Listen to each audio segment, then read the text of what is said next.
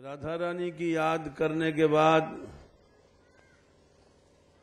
राधानाथ जी महाराज की भी याद स्वाभाविक रूप से आ जाती है, करना नहीं पड़ता है, क्योंकि ये जो कैंप है यानी सेवा है, ये उन्हीं का एक रूप है। हम उन्हीं के रूप में इस यज्ञ को समझते हैं।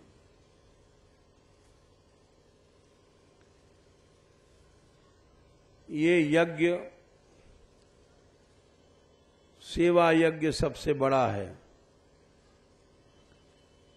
देखो भाई,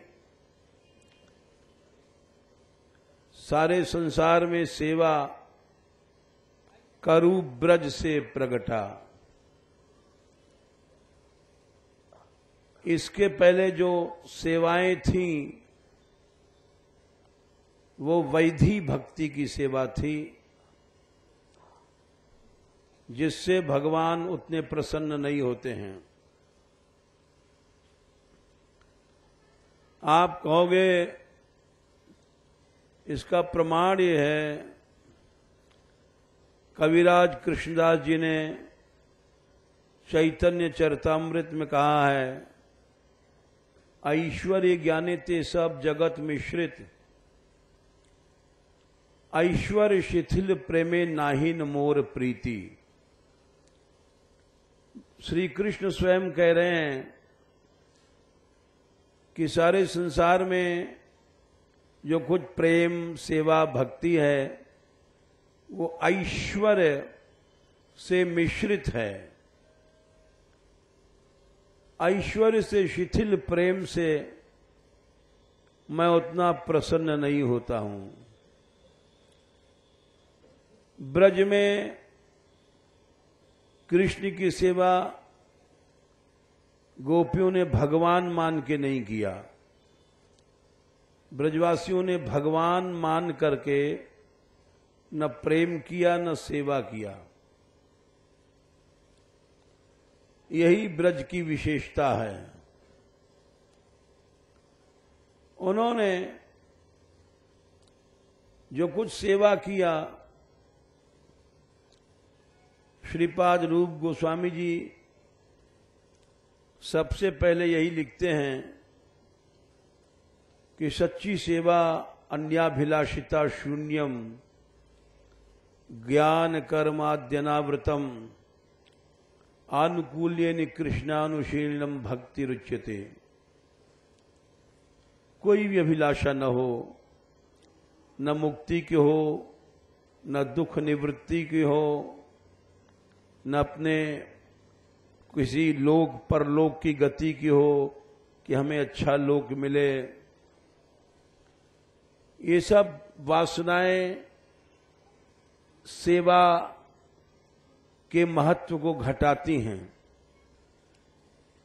सेवा का सच्चा स्वरूप यही है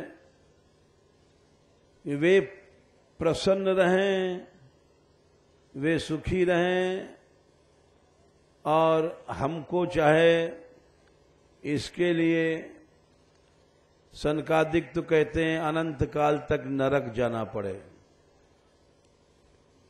ऐसी निष्कामता जहां है उसको सेवा कहते हैं। एक बार श्री कृष्ण ने भी रुक्मिणी आदि पटरानियों को ब्रज का महत्व समझाने के लिए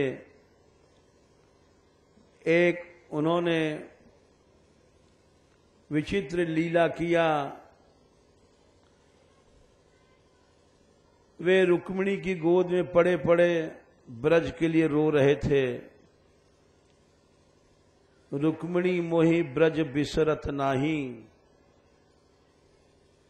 रुक्मिणी जी ने पूछा, आपको यहां क्या कष्ट है? सोने की द्वारका है, 16,108 रानियां हैं, हम लोग दिन रात आपकी सेवा करती हैं, हमारी सेवा में क्या त्रुटि है? आप ब्रज के लिए रोते हैं। श्याम सुंदर बोले, क्या करूं रुक्मिणी, रुक्मिणी मोहि ब्रज बिसरत नाही, हमारे हृदय से ब्रज नहीं भूलता है। बोले क्यों? वो क्रीड़ा खेलत यमुना तट, विमल कदम की छाही। यहां चलते हैं तो सब कहते हैं जय हो, हटो हटो द्वारकाधीश आ रहे हैं। ऐसा लगता है कि हम जेल में बंद हो गए क्या। चारों तरफ सिपाही, हटो हटो हटो। अब ब्रज में बोले कहीं जमुना जी किनारे खेल रहे हैं, न कोई जय करने वाला, न हटो हटो करने वाला। वह क्रीड़ा खेलत यमुना तट, विमल कदम की छाई। कहीं कदम्बों के नीचे ग्वाल बालों के साथ कुश्ती लड़ रहे हैं, कहीं कबड्डी भडूडू खेल रहे हैं। वो सब अब यहां कहां है? बोले और क्या याद आती है आपको? बोले याद आती है जब हम गोपियों के साथ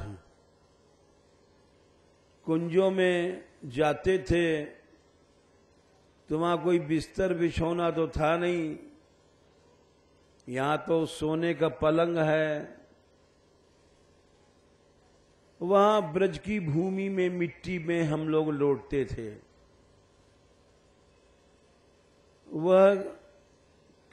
वो गोप वधू की भुजा कंठ धरी। तकिया वहां नहीं था रुक्मिणी, तकिया नहीं था तो कैसे लेटते थे? बोले गोपियों की भुजाएं ही तकिया थी, वहां तकिया बिस्तर नहीं था। गोप वधू की भुजा कंठ धरी, बिहरत कुंजन माही। बोले बिना बिस्तर बिना तकिया के ब्रज की मिट्टी में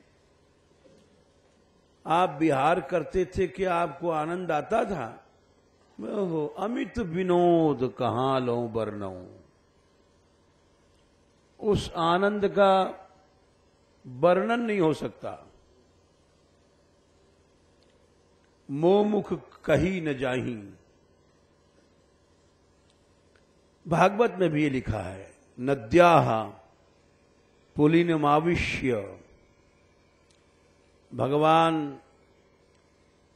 हिम बालुका बिना बिस्तर के बिछौने के, गोपी भी हिम बालुकम, बालू के ऊपर ब्रजरज में विहार करते थे। वहां कोई बिस्तर बिछा तकिया फकिया कुछ नहीं था।